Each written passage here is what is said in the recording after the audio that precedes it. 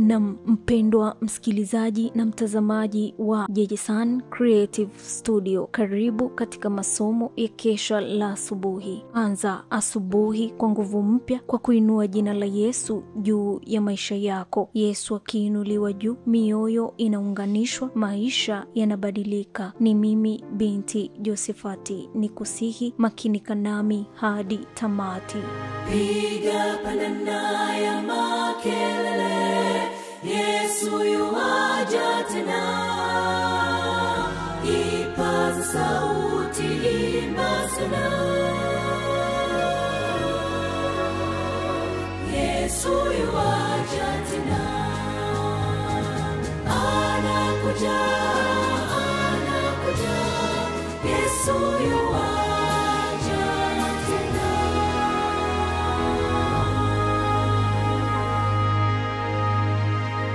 Na ikiwa ni Novemba 15, ng'ang'ania karibu na Yesu, nasi tujue, naam, tukaendelee kumjua Bwana. Kutokea kwake ni yakini kama asubuhi. Hosea 6:3. Tuombe. Asante Baba Mungu kwa asubuhi njema. Asante kwa baraka zako nyingi katika maisha yetu. Tunajikabidhi mikononi mwako. Tunapoenda kujifunza maandiko yako matakatifu, tunaomba uongozi wa Roho Mtakatifu, utuongoze. Ni haya machache kupitia jina lako Yesu Kristo. Amen.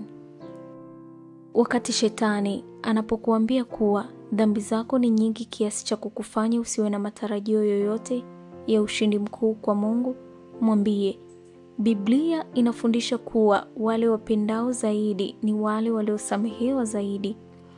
Usijaribu kuhafifisha uovu wako kwa kuitolea udhuru dhambi. Hauwezi kusogea karibu na Mungu kwa imani hadi pale unapotambua hali yako ya kuwa mdhambi. Kisha unaweza kujiweka mara moja katika ahadi zake, na kwa imani isiyotetereka unaweza kudai kuwa na sehemu katika kafara isiyo na ukomo iliyotengenezwa kwa ajili ya mwanadamu. Ng'ang'ania karibu na Yesu, na moyo wake mkuu wenye upendo utakuvuta kwake. Siwezi kuamini kuwa yeyote ataweza kuondoka bila imani zao kufanywa imara zaidi. Kila hatua moja mbele wanayoichukua lazima iwe hatua ya imani. Kama wana uzoefu wa kidini ambao umesheheni imani, mmoja aweza kuwafukuza 1000 na wawili watafanya 10,000 kukimbia. Lakini vipawa vyote vile watakavyokuwa navyo, ujuzi wote na lugha ya ushawishi watakaokuwa nao, havitakuwa na manufaa yoyote hadi pale watakapojiweka wakfu kwa Mungu. Mtume Paulo alitamani sana ndugu zake watiwe moyo. Zile faraja nazo alizofarijiwa kwenu, Wakristo wanapata faraja na nguvu ya daima ndani ya Yesu. Hebu na tuutazame kwa makini utukufu wa Mungu. Tusiruhusu jambo lolote kuingia katikati yetu na yeye. Tukaendelee kumjua Bwana. Tutatambua kwamba kutokea kwake ni yakini kama asubuhi, naye atatujilia kama mvua ya vuli iinyweshayo ardhi.